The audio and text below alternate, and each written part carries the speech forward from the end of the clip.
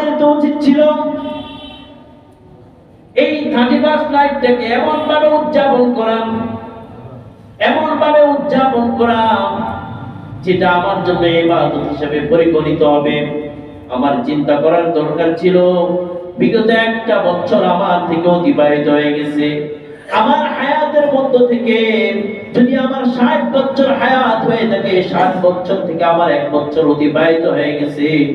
আমার হিসাব মিলানোর দরকার ছিল এই 1 বছরের মধ্যে আমি কয়টা কাজ গুনাহের কাজ করলাম, কয়টা কাজ নেকির কাজ করলাম, রব্বে কারীমের দরবারে আমি কি জবাব দিতে পারবো, আমি গুনার কারণে রব্বে কারীমের কাছে জবাব দিতে পারবো কি পারবো না, এটা চিন্তা করার দরকার ছিল আমার। এটা